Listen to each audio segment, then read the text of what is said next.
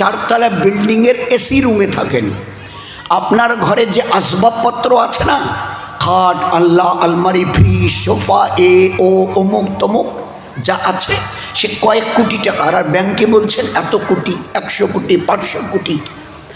আচ্ছা, যাবার দিন, একটা দিন যেতে হবে, এখান থেকে যেতে হবে, বলে তা তো হবে। তো এখান থেকে কি কি নিয়ে যাবেন যা কিছু 82 বছরে কামালেন?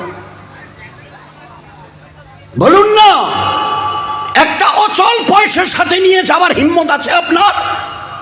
বুক ঠুকে বলুন, যা কামিয়েছি এর থেকে কিছু না কিছু আমি নিয়ে যাব।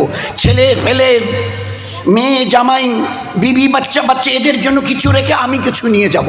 বলুন, বুক ঠুকে বলুন, যা কামিয়েছেন তার থেকে কি নিয়ে যাবেন? খালি হাতে যেতে হবে। যা এমন জিনিস কামিয়েছেন আর এমন জিনিসের উপরে জীবনভর 82 বছর মেহনত করেছেন যে এখান থেকে একটা অচল শিখি নিয়ে যেতে পারছেন না। আপনার গায়ের গেঞ্জিটা যদি না খোলে না, কেউ বলবে না ছেড়ে দেন তো, থাক। বলবে এবার একটা ব্লেড নিয়ে আসো, না তো কাঁচি নিয়ে আসো, ওটাকে কেটে বার করো।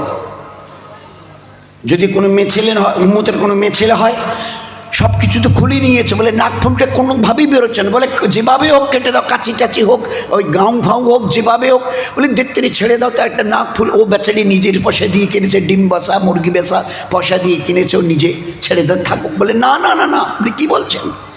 শরীয়তে এজাজত নেই এই দুনিয়াটাকে কিছু নিয়ে যাবার, কোনো এজাজত নেই। সেই রাওয়ায়াতের মধ্যে এসছে যে যদি ওই মৃত ব্যক্তির, পুরুষের ওই মেয়ে ছেলের দেখেন যে পেটটা ভারী হয়ে আছে, মনে হচ্ছে একটু বেশি রকমের খানা তার পেটে আছে, শরীয়ত কি বলছে? ওই মৃত ব্যক্তিকে একটু বসান, পেটে চাপ দেন, কারণ এতটা খানা নিয়ে ওপারে যাবার কোনো এজাজত নেই। চাপ দিয়ে তার পায়খানা রাস্তা দিয়ে আগে কিছুটা বার করে দিয়ে স্বাভাবিক অবস্থায় এনে তারপরে গোসল দিয়ে জানাজার কাপড় পেঁচিয়ে দিয়ে তাকে কবরে রাখেন। কাপড়ের কাপড় পেঁচিয়ে, জানেন খবর?